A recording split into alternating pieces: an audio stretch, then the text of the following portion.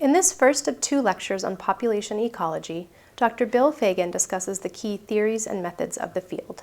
He presents as foundational issues in population ecology the relationships among individuals in a population and the dynamics that impact growth or decline of the population. He notes that population dynamics can be characterized by the null hypothesis of exponential population growth, and that any other dynamics can be explained by factors including cooperation, competition, interspecies interactions, and resource limitations. He highlights the concepts used to measure these factors, including discrete time models, the Allee effect, positive and negative density dependence, and carrying capacity.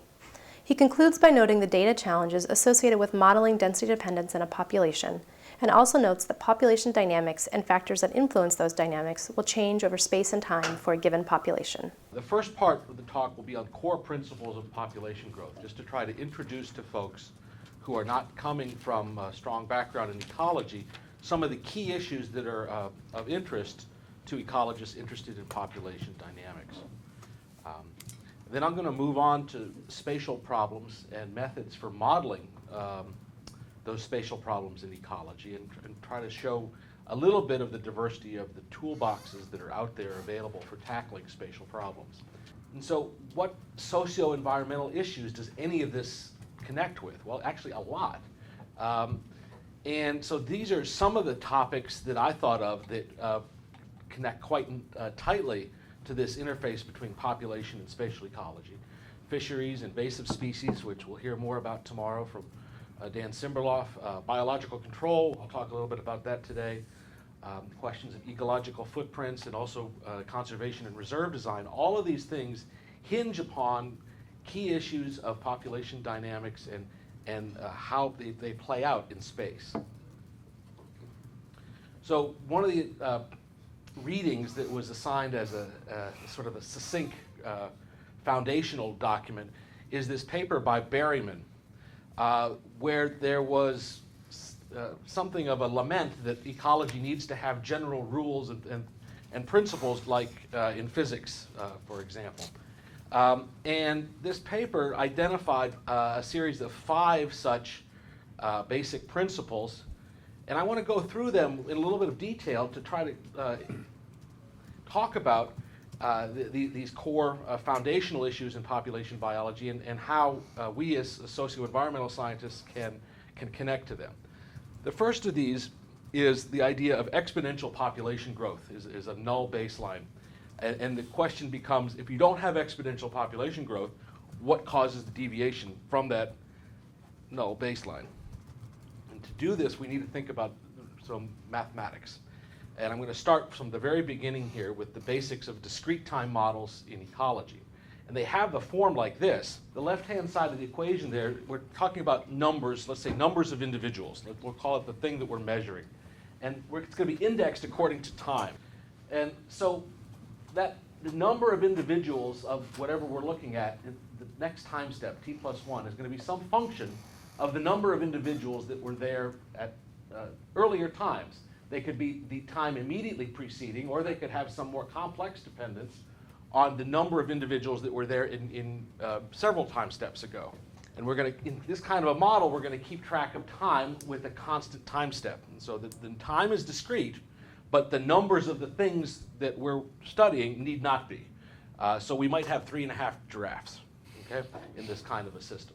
But we can have other kinds of models where we focus only on individuality, and then we have both discrete time and discrete individuals. So in many cases, we're going to talk about a reduced form of the model where the dependence on time is very simple. The number at the next time step depends only on the time, some function of the number of individuals on the current situation. So in other words, history is unimportant in this kind of a model.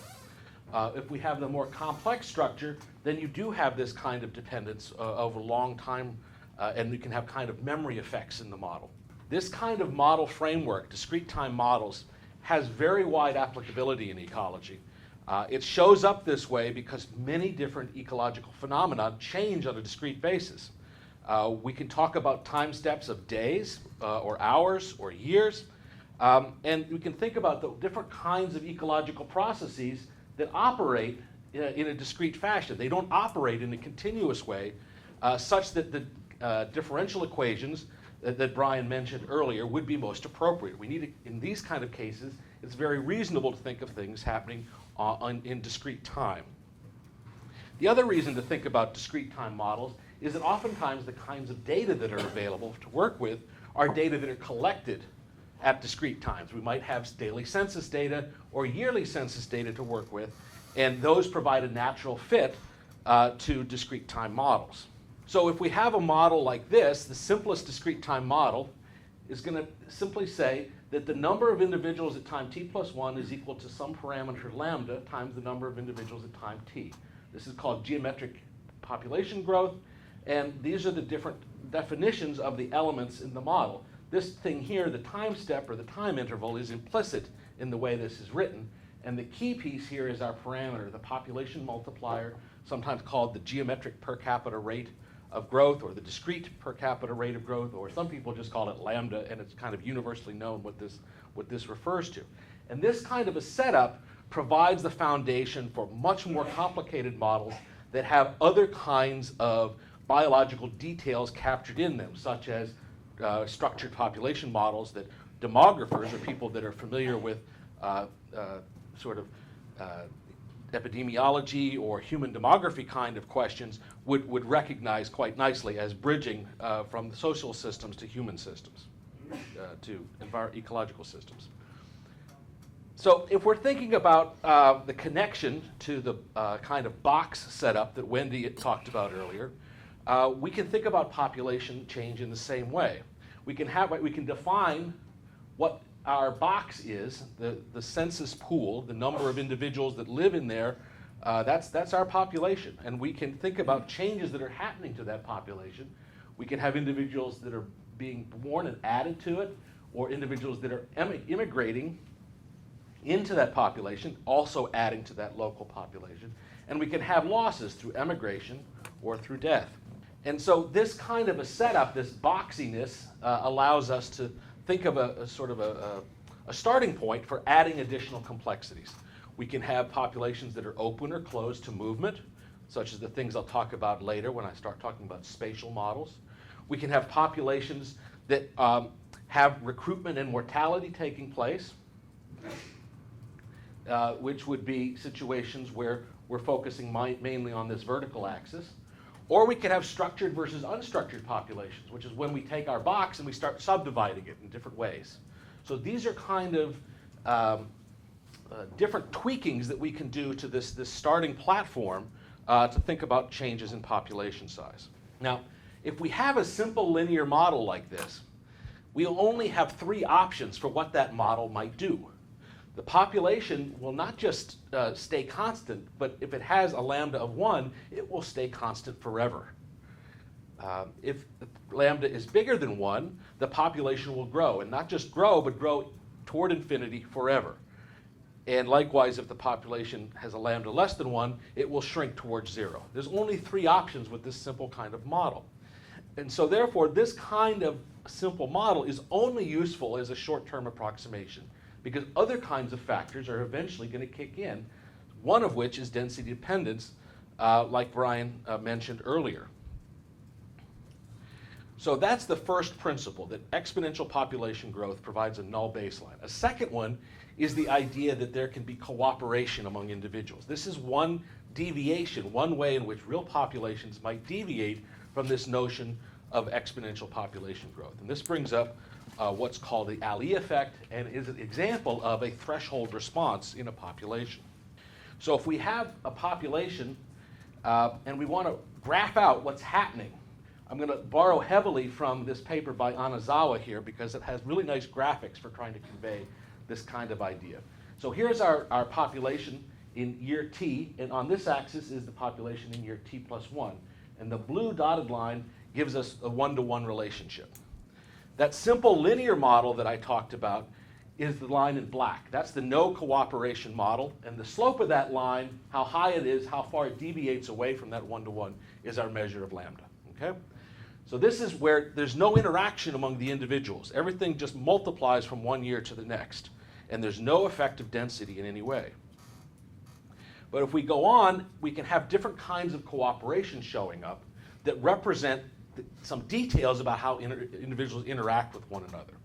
Here's one example of this. This is one kind of cooperation. And you can see here that it starts to deviate immediately from a linear relationship, and that you get an increase, that the magnitude of the deviation increases as the population size gets bigger and bigger. The deviation away from that one-to-one line gets larger and larger. The same kind of thing can happen under a different model of cooperation, but there's this difference that's quite subtle in some cases, but quite important from the perspective of dynamics. So you still have this idea of a curved shape that is hinging on the notion of individuals cooperating with one another in some way. But there's something different about it. It's here where I've highlighted with this circle. What's going on where I've put this circle where the red curve is crossing the one-to-one line? What does this mean graphically? How do we intuit that? What's going on? There's some kind of critical threshold in population size, which, if not attained, is the population unable to replace itself. Okay? And so we can think about this crossing point as a key threshold, because below this population density, we're down here in this region, below this threshold A, and if we have a population size below this and we go up, we hit the red curve and we go over to the left on this axis, our population is going to be smaller than where we started.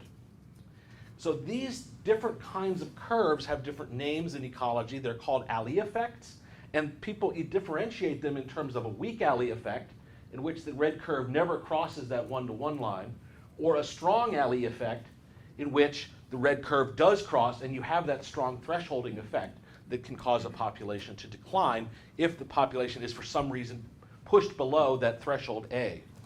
Cooperation among individuals has a bigger than one-to-one benefit. Okay? And so here are some examples of this kind of an effect. That ecologists call it an Allee effect. It has other terms in other fields. Autocatalysis is one, cooperation is one in social sciences. But the idea is that there's a critical threshold where the dynamics change. This is sometimes called positive density dependence. Okay? And the idea is that interactions among individuals of some species are more than additive in their advantage to the further growth of that population. This kind of superadditivity is applicable at the scale of organisms or cells, molecules, and I would argue even groups of people or cultures. The idea is that there is a beneficial consequence of interacting together that leads to a more than linear increase in population, or in whatever your metric is that you're focusing on. But because this is population ecology, the metric is population size. And it's this more than linear benefit from the interaction that leads to this kind of curve that I showed in the previous slide. Ecological mechanisms that can lead to this kind of an effect are really widespread in the world. You can have mutual shading by plants. Okay? So if you're in a harsh desert environment, the idea that plants can provide some benefit to their neighbor to help reduce water loss, the more plants you have in an area, the more benefit that there might be from that spatial positioning that would not be possible for a plant that's all by itself in the direct sunlight. Okay? So there's a benefit from having the plants interacting with one another to provide that benefit. You can also think of this happening in mutual defense by groups of animals. A good example that I like to use, because you can sort of picture it in your mind, is a herd of musk oxen. Okay? If you're in the far north, the herd of musk oxen, the strategy for defending themselves from wolves is to form a circle with their fierce horns pointing out. And they put the little calves in the middle. If you have enough musk oxen, you can form a complete circle and you can protect your calves. If you have two musk oxen, you put them back to back and you can get at them from the side. So it becomes an issue of spatial reinforcement that's possible by virtue of having more than enough individuals to cooperate in some way. The same thing could also be said about the wolves, right? Because they need to have enough individuals working together to bring down the musk oxen. But the issue is cooperation, and that you need some kind of a critical threshold in order to get that very different kind of superadditive response. Okay? In the molecular world, you have the same kind of process going on. You can have molecules that facilitate the production of more of their own kind. This is a situation, for example, where proteins can impact RNA synthesis that then influence the rate of more proteins at which they're produced. This is, physically, it's autocatalysis. And so mathematically, we get that nonlinearity. We get a departure from that straight line curve that comes about by virtue of individuals interacting with one another in an effectively cooperative way. Okay? So the third law that Berryman introduced is the idea that competition among individuals can occur, and that, in other words, there's too much of a good thing. So even though cooperation might be beneficial under some circumstances, eventually things might get too complicated, too crowded, and that competition among individuals can have negative impacts instead of the simply positive ones. Okay? And so the idea here is that in very broad, very general terms, competition for resources triggers some change in a population. So let's think about that in different contexts. So let's think about whether we're, in the first top row of examples, we've got ecological species. Okay? Down here in the middle, we have what's going on within a human population. And then at the bottom, I'm going to talk about between human societies. Okay? And in each case, we can think about what the resources might be and what kind of changes might take place as those resources become competed for. Okay? So let's try to fill this in a little bit. So there's a fixed amount of light that's irradiating the area. And that there may not be enough for all individuals to get enough light to grow. Okay? And so if the resource is light, they're competing for light, a change that might manifest in that case would be an increased rate of mortality, because you've got more seedlings dying because they can't get the light that they need to grow. Okay? How about in social systems? What happens if we have a human population? What resource might exist, and what might happen when people within a population start competing for that resource? What kind of change might we expect? This is the key thing, is that there's many different responses to a given competition for a resource. The example you gave, people might leave the area, people might, have some kind of hostility with each other. They might engage in some kind of treaty to better share the resource. But there's going to be a consequence, because the resource itself is limiting. It's going to trigger some change when the density gets too high. The pitch then that I would like to make is that this kind of conceptualization is one way in which the mathematics and the graphical approaches that ecologists have developed to study competition as a force within wildlife or plant species can carry over and help mathematize problems in social sciences. It's a very similar concept, and the tools are already well developed. We can talk about transference. Okay, so some example then of density dependence in the ecological setting. Some component of a population is going to increase or decrease or change in some way as a function of density. And so this plot here shows what this might look like. We might have our population density, again, that's our n. Something that is density independent does not change as we go from very low to very high densities. But in these cases here, in the black curves, we do have a situation where some parameter, in this case birth rate, shows a functional dependence on population density. And that's kind of our visual characterization of what we mean by density dependent versus density independent. And of course, what we're talking about need not be birth rate. It could be movement or death or some other measure of interest. So going back to Anazawa's plots, here's an example of how this might look on our plot of population size at time t versus t plus 1. And here's our one-to-one line. And you can see that there's these two different kinds of shapes that are possible. And ecologists have given these different kinds of competition names. And the curve here that shows this big hump and then comes crashing down is called scramble competition. And this other one up here is called contest competition. The idea is that these represent different kinds of interactions, different outcomes to the way the competition plays out. In contest competition, the key issue is that there are individual winners and losers. So you can think of a resource that is discrete in some way so that it could, for example, be occupied. It might be, in the case of some cavity nesting woodpecker, the number of cavities in the trees that one pair of birds gets to occupy it, and if you don't have enough cavities, but you have more birds, then the ones that are not in that cavity don't get to reproduce. We might think of, in human systems, it could be wells or some other kind of limiting resource that could provide a structural, spatial organizing principle. The contrast is in scramble competition, where everybody suffers to some extent. It's not like there's a discrete resource which could be obtained and held onto, but by virtue of competing for that limiting resource, nobody gets enough, and as a result, everybody's output, whether it's reproduction or lifetime or some other kinds of measure, suffers as a result of that competition for the resource.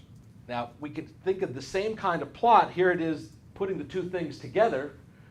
You've got an Allee effect or no Allee effect together with the two different kinds of competition, and you can see that you can have both positive density dependence down here at low densities and negative density dependence up here at high densities taking place. Graphically, we can think of the response around this one-to-one curve as a guide for helping to understand how changes in density translate into these different impacts on the population. So mathematically, let's think about this, switch back again. If we want to talk about mathematics of density dependence, it's easiest to see if we focus on the transitions, so population ratios. So in this case, we have a ratio of population size of t plus 1 relative to t, and that is our population multiplier lambda. Sometimes it's written e to the r. This is a density independent framework. It's density independent in a mathematics way because we can see that the density n does not appear on the right-hand side. So linguistically, it's density independent because the population growth does not depend in any way on density. Down here is a form in which there is density dependence because there is some function of population density on the right-hand side of that ratio. An example in fisheries literature is the Ricker model. This is the Ricker model for population growth of a fishery stock. It introduces this common concept called a carrying capacity. Parameter now is k. And the ratio of change between time steps is governed not by e to the r, but by e to the r with this term in parenthesis, which governs the limiting effect of increasing density on the population. There's a huge cottage industry that is interested in the mathematics of population dynamics, in part because of the interesting behavior that these kinds of equations can lead to. So, for example, if we take that Ricker equation and we play with the value of r, and we'll just call it slow and fast r, so small and large. If we have a small value of r, then the population size, as population size n, as a function of time t, note that I've changed the axes now, so everything now is playing out as a function of t, time, that if you have a low value of r, the population in this model will increase gradually towards the carrying capacity. But if we have a large value of r, the same equation will give rise to a very different kind of result. In this case, it leads to what are called damped oscillations. The population does not slowly and gradually approach k rather, but it bounces around as it converges on that value. Okay? And this is this compensatory overcompensatory dynamics that arises because the fast growth rate of the population pushes population size so far above k that everything collapses down far below carrying capacity for the next time step. Okay? Get that? The population size is pushed up by the fast growth rate. Density dependence kicks in, and the population collapses down far below k. So what are some mechanisms that can give rise to this kind of up and then down? The idea is that the way the parameters of our model give very different, qualitatively different behavior, and that it actually gets more complicated than this. But the idea is that that single equation can give rise to very different dynamics. Different things, if we were watching the population respond, we could see very different scenarios, but the underlying dynamics would be exactly the same. Okay?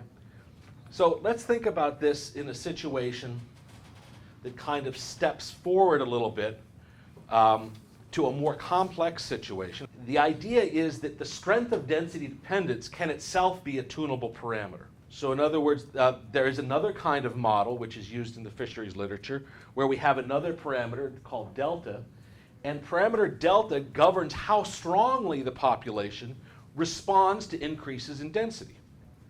We can have these different kinds of responses taking place as we change the value of delta. So in gray dots here, we have no density dependence, delta equals 0.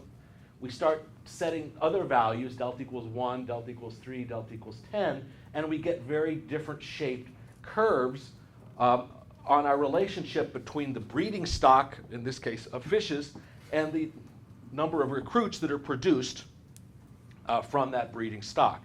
The same equation, with density dependence now being a tunable parameter, gives us different ways in which the population might respond under these as the density changes. Let's think about this as a single framework that we can use to study a whole host of different species that are going to differ from one another in, let's say, their life history traits.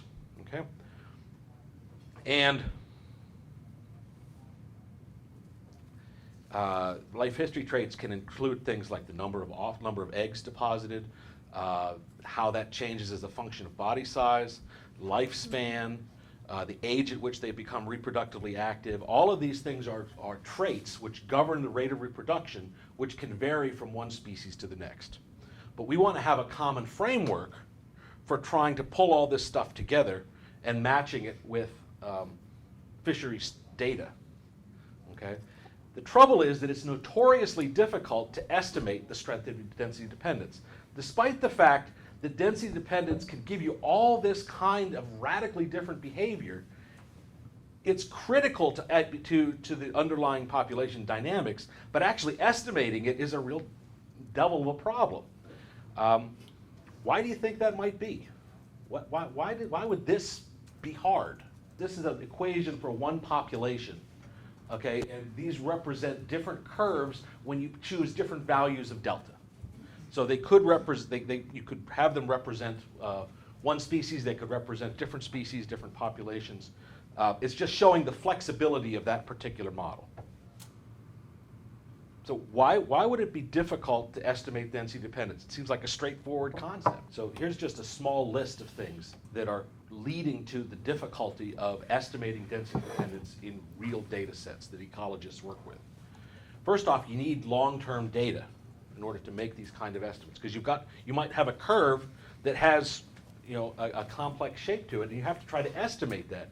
Well, that's a lot harder than trying to estimate a straight line. Okay, so you need more data.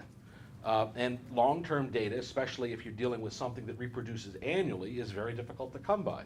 And by long-term, we're talking 30, 40, 50 years worth of data.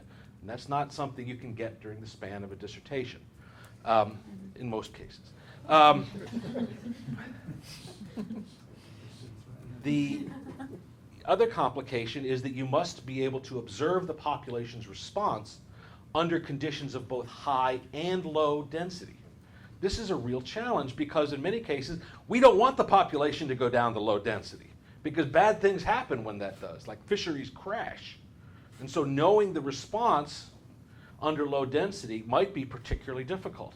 And we want to try to avoid that, even though knowing that information would be helpful to us. You brought up the idea that you can have year-to-year variability. Ecologists that are doing the modeling call that stochasticity, that there's some kind of outside forcing factor which is going to add complications to our dynamics. It could, for example, have to do with the the timing of an algal bloom relative to the timing that the larvae of the fish are been released. If those things are mismatched, you can have a very bad year for recruitment, but the next year the timing could be spot on and you get a huge boom year in terms of the recruitment of the larvae to a larger size fish. And the other point that you brought up is that this kind of approach totally ignores the ecosystem context. Okay, we're talking in the model, we just have a single population. It's just considered in isolation. We don't have anything going on about its resources, the nutrients, the meteorological conditions that might bear on it. We don't have that kind of information. And so we have all kinds of problems that lead collectively to this problem of estimating density dependence. So one partial solution, this gets to the work that Olaf and I are doing together, is the idea of what are called hierarchical models. And the idea is that if you're struggling with data, sometimes by aggregating the data together, you can get really good information about a question that's related to the one that you're most interested in, but not exactly, because you have to ask the question at a different scale. And so in the case of fisheries assessments, you can think of a hierarchy of organization being out there. And in this case, you have multiple populations of the same species of fish. Okay? The same fish might live in different water basins, for example, but in each case you only have relatively little data. But we can aggregate those data together into a model for the individual species that brings together the information from the different water basins to say something about the level of the individual species.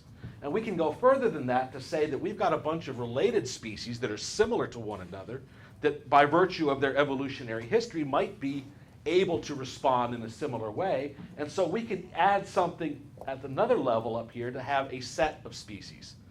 And as we aggregate data, we become more and more confident, the data set becomes more and more robust in our ability to say things, but it comes at a cost. Because the cost here is the coarseness of the question that we can answer with that aggregated data. We might have relatively little data to ask a particular population level question, but as we go up and up, we're adding data, but we're no longer in a position to answer questions at the level of the population. We can only work at this more coarse scale.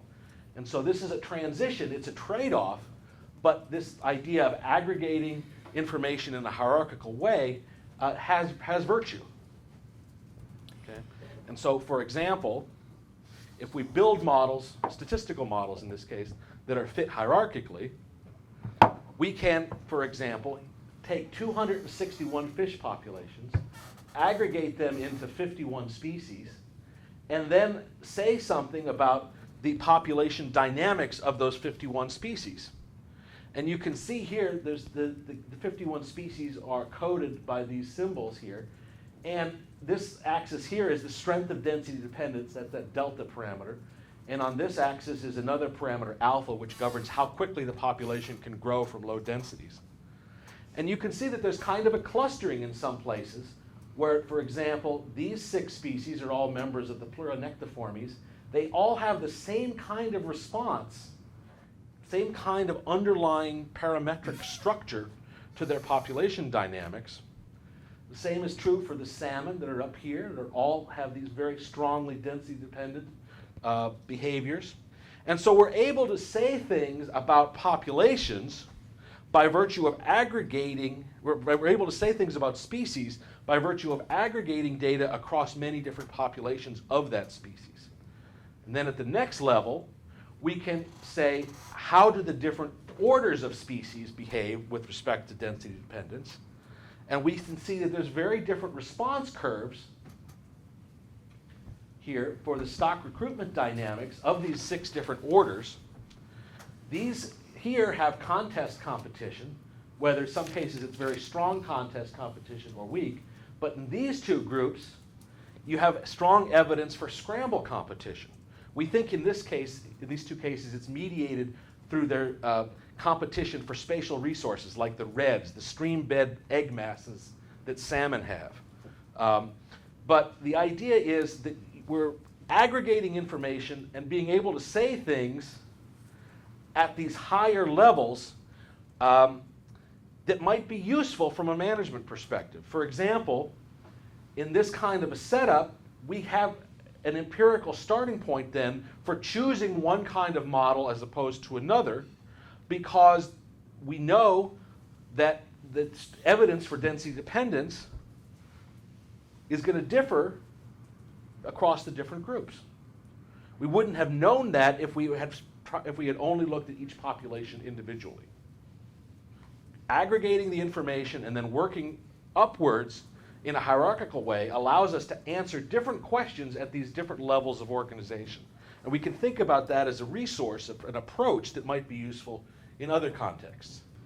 Okay, and then the last two basic principles that Berryman talks about are interactions with other species, which take us to community ecology, so I'm not going to belabor that today. And then the last one I really like, especially in the context of general laws of ecology. The idea is that limiting factors change in time and space. And what this means is that all of the preceding four principles that we've been focusing on are really context dependent. So, I mean, it's kind of a non sequitur, but I find it interesting that we can talk about these general operational rules, but then recognize that when they play out locally or at specific time points, there's a lot of context dependence to it. And so it's not this, it's not quite the same as saying that the electromagnetic force behaves in different ways depending upon your situation. It's that we don't have that level of generality and applicability that was the goal of this particular article in comparison to the physics, because we have this strong importance of context dependence.